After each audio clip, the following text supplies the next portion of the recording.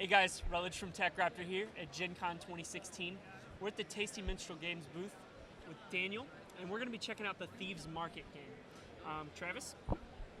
Daniel, tell us a little bit about the game and then lead us into some gameplay, please. All right, well, Thieves Market is a game where we are all thieves and we've just completed a heist. And the game is where we're going to be dividing the loot amongst ourselves. Now, we want to get this loot and we want to be as greedy as we possibly can because we're thieves and we don't do it for free. But at the same time, we also need to keep each other honest. And so we sit in a dark room, we divide the loot, and then we're going to go and we're going to launder that loot. We're going to do it with ridiculous fashion statements. We're going to buy fur coats, big belt buckles, anything a thief could really want.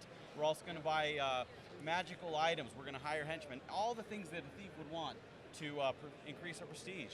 We do this because we want to become the king of the thieves market. We want to be the most renowned, the most known. So it all begins in the dark alley, dividing the loot. And so let's get to that. Awesome. Can you do the rest of our videos with us for the rest of the day? All right, so in the gameplay of Thieves Market, what we're going to be doing is we take the dice, and the dice all represent the loot that we're going to be dividing amongst ourselves. We're going to roll these dice, okay, and then this is the loot. Whoever was the start player puts the start player token back into the center. This is part of the pot. The first grabs, the first opportunities. It's a little bit of something that somebody might want when they draft. So the first player gets to look at the loot and decide what they want. Now, in order to make the decision properly, they need to know what's going to be available in the Thieves Market in the future purchasing phase. So you can look at the cards that are out here, and each one of these different things is going to be something that they can buy. The cost of the card is up here in the top left-hand corner of the card. And so looking at what's available, they go ahead and they make their decision what's here.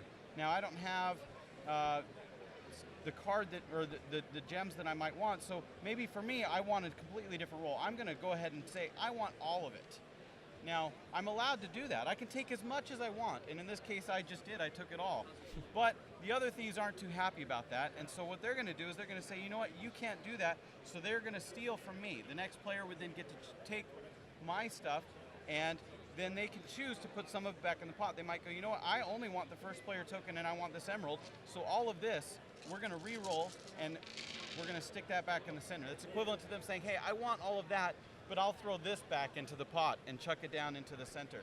So now this is the new thing, and the third player could go, oh, okay, well, I actually want these 2 diamonds, but I'm going to take a gold sack for later.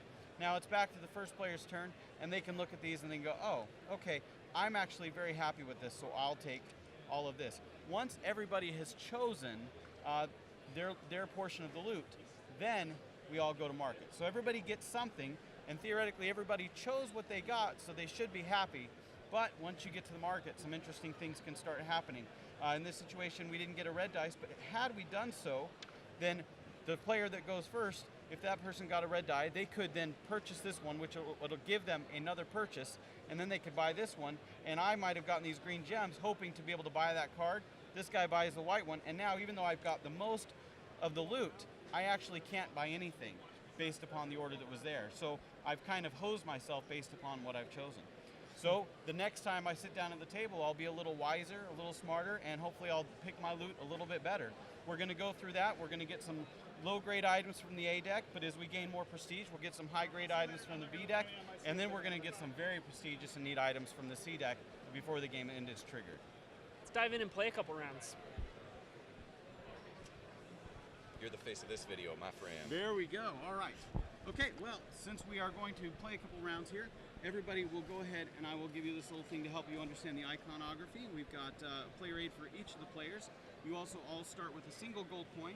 Single gold coins can be used as wild. So if you don't get exactly what you've drafted, if you have a coin, you can use that in the place of any one of the single gems, okay? And these gold bags will give you those, and the infamy tokens here will give you points towards the end of the game as well, all right? So I will be the start player because I was the most recent person to steal something. I stole my wife's heart. There we go.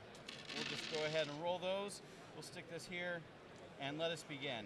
Now I am going to go ahead and say I would like to be the start player. I want this ruby, it looks lovely, and I would like to take these 2 diamonds as well because my wife took the one from me. It is your turn. So in this particular case, you have enough to take a few cards that I might want. Correct. So you may now choose to either take anything from the center that you want in any number or quantity that you'd like, or you could choose to steal from me. If you steal from me, you have to put at least one thing back into the center pot. If it is one of the dice, then you re-roll it as if you were taking something from your pocket and going, yeah, I'll put that back in for you. Well, since this isn't called Divide Market, it's called Thieves Market, I'm going to jump right into it, and I'm going to steal everything from you. Okay. And what then would you like to put back in the I'm pot? going to go ahead and re-roll this die here Very good. and hope that it comes up with something that you guys can't use. Very good. All right. And now Fair it is your points. turn. What would you like to get? Let's see here.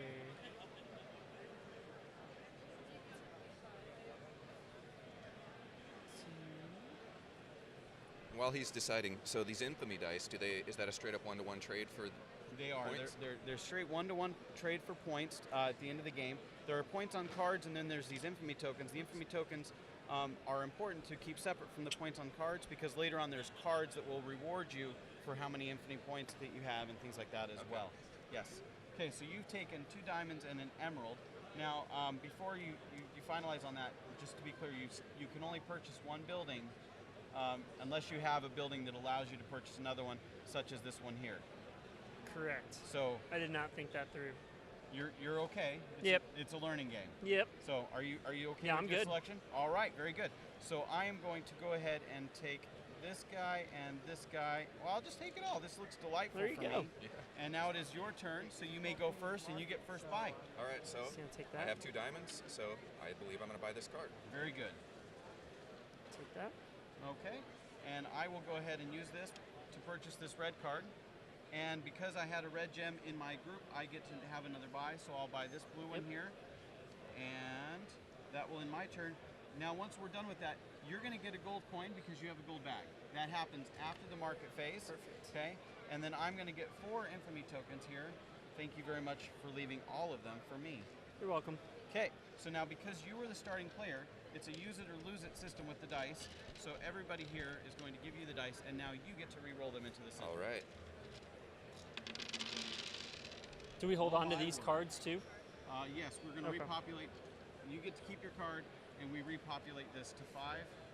Okay.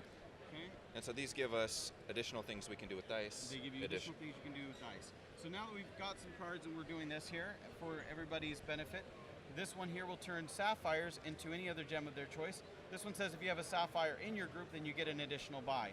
This will allow you to turn rubies into gold bags, and this one turns diamonds, and this one turns emeralds into infamy points. And so you're buying these different magical items. You're getting the connections that you need in order to pull off interesting things in the game, and all of that to mitigate the luck so that you can become more and more devious with your drafting throughout the game. And it looks like you could even maybe combo some cards, turning sapphires into rubies To turn into bags. gold. Exactly. Excellent. That's exactly correct. And the comboing and the subtleness of what you can do to draft something that seems to have a perceived value of nothing, and then because of the things that you've already acquired, pull off moves that really get into other people's way and allow you to edge ahead is really the heart of what makes this game super interesting. The choosing of the loot and the cutting of the loot is fun and devious in its own way, but when you combine it with the abilities that you get through the cards, you can really just pull off some mischievous things that give you those wonderful moments at the table where everybody just throws back and leans and groans and I can't believe I didn't see that, and it's and you just you get that moment where it's like you feel like you got the best of others or somebody got the best of you, but yet you made all the decisions and you were acting with full knowledge of what possibly could have happened. Awesome. So how many rounds would we play for a full game? A full game is typically going to be about 12 to 15 rounds. It really just kind of depends on how people are drafting, what people are doing. Every game you're going to take some of the cards out of the decks so that there is some variability with that, and by playing with the correct, so if you play with all the cards on accident, it's going to go longer. You're like, what the heck is that for?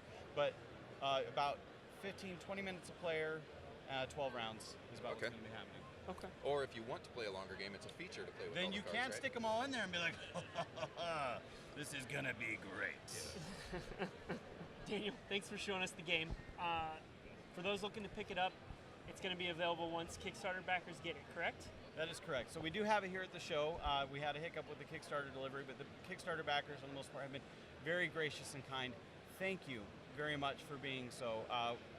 It means a lot to us. It's been wonderful to have it here at the show, and your goodwill and your kind words and the comments and the feedback has been very nice. And those of you that have stopped by the booth, that's been wonderful as well. For everybody that didn't kickstart it and can't be here at Gen Con, the game will be available the first week of October in most retail outlets, both at your friendly local game stores and your favorite online game store as well. Awesome. Stay tuned for more Gen Con 2016 coverage.